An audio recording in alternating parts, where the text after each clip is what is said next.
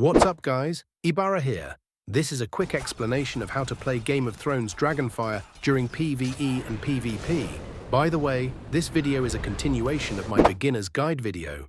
If you haven't watched it yet, click the link right here. Let's start. For those who still require training wheels for basic gaming terms, PvE stands for Player versus Environment. That means you're fighting harmless computer-controlled monsters instead of real people. So try not to lose. Dragonfire PvE is embarrassingly simple. Just follow the chapter quests and complete basic administrative tasks. Upgrade your infrastructure, adjust your war tactics, babysit your dragons, and manage your stronghold. Capture some tiles, beat wild dragons and hedge knights, level up your dragons, and you're set. If you're antisocial and refuse to speak to actual humans, just focus on this. Congratulations, you're playing Farmville, but with fire-breathing lizards. If you log in every morning feeling entirely lost, simply click the chapter quests icon. It acts as your personal babysitter, guiding your every click, dictating your upgrades, and granting you tile influence. It's self-explanatory. If you mess this up, that's on you. Now onto upgrades. You have three main tabs: Infrastructure, War Tactics, and Dragon Care. Pay attention, because I am only saying this once. All of this progress resets at the end of the season. If you spend your precious gold and basic resources maxing out random upgrades right now, you are literally lighting your effort and money on fire.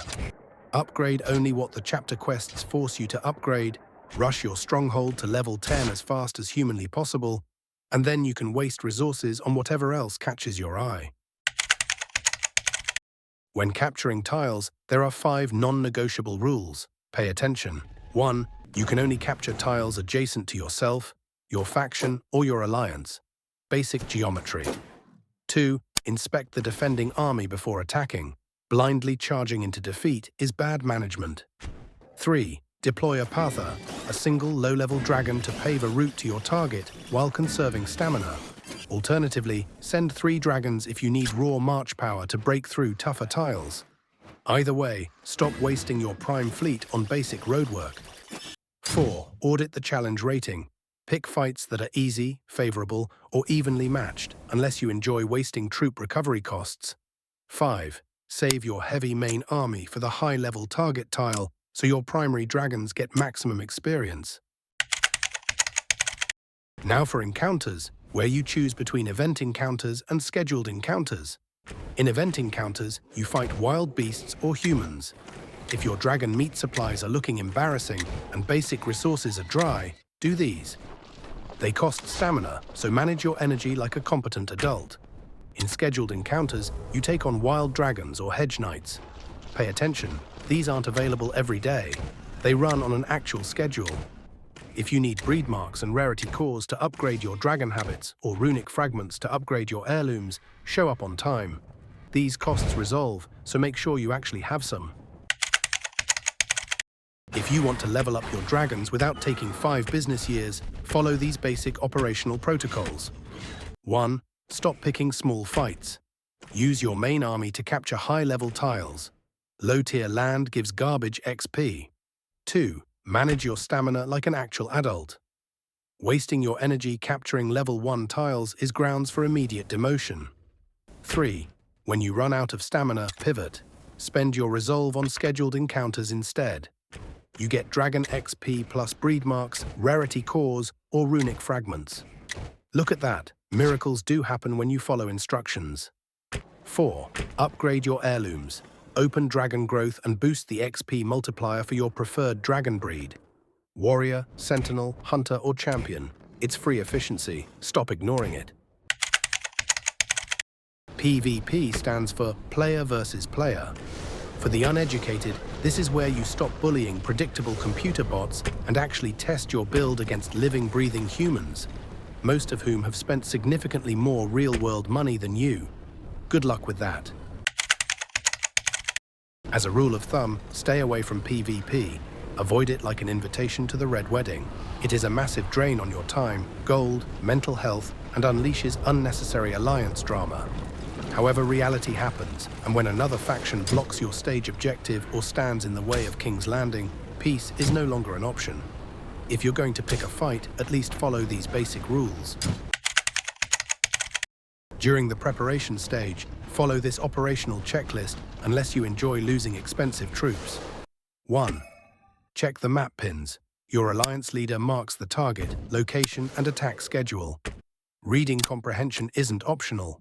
Show up at the right place at the right time. 2. Relocate or garrison up. Relocate your stronghold as close to the target as possible. If you can't relocate, park your armies in the nearest garrison. Marching across the entire continent mid-assault is an operational failure. 3. Assign roles. Coordinate with your team beforehand to assign pathers, strike teams, and siege teams. Stop running operations like a chaotic free-for-all. 4. Prep your army. Full stamina, full barracks, top gear. Showing up to war half-prepared is pure resource waste. Pro tip, use the faction and alliance chats, coordinates, and war room features. Or if you must, create an alliance Discord group so members get notified instantly. Communication costs 0 gold. Start using it. Let your pathers do their work quickly and efficiently. Keep alliance chat clear for actual coordination. This isn't the time for a casual social hour. Let the path team run the route and pay attention to the coordinates. When the order to strike is given, execution is ridiculously simple. There are only 2 rules, yet somehow people still manage to mess this up. Rule 1. Attack first with your main army or ASCS troops to wipe out defender forces. Rule 2. Only send in your siege troops after every single defending unit is wiped out. Sending siege engines into live enemy fire is a quick way to destroy expensive assets for 0 reason. To demonstrate basic tactical compliance, here is footage of our alliance assaulting the Twins, currently occupied by an enemy faction. For context, we are representing the central faction, and our targets today are the North. As you can see on screen, there is exactly 1 defending army left standing. The moment we eliminate this final obstacle, we are officially authorized to march our siege troops.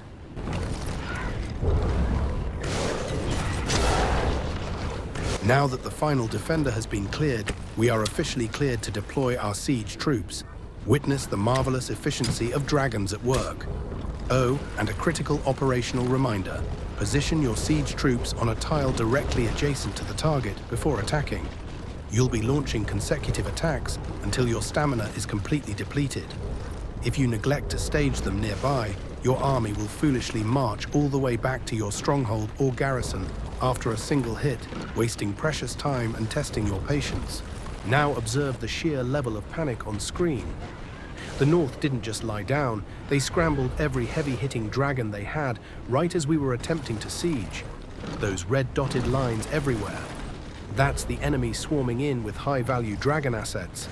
It was an absolute high-stress nightmare. Most of our alliance members were completely drained of stamina, and I was running on empty with 0 troops left. We were operating on pure adrenaline and sheer willpower. Notice how the North is desperately trying to sever our access to the Twins by claiming adjacent tiles. Look at them, working overtime, burning stamina, and exhausting their remaining assets just to slow down our inevitable takeover. Adorable level of commitment.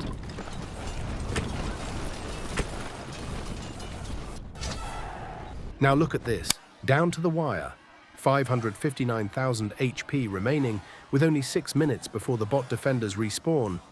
Most of our alliance members were already completely out of stamina and troops, but the North isn't giving up. They're still throwing heavy dragons at us. I promise you, this was Game 7 of the NBA Finals.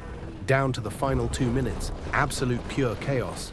Shot clock winding down, every single attack counts. Total high stakes, clutch time execution under pressure. Will we take the Twins?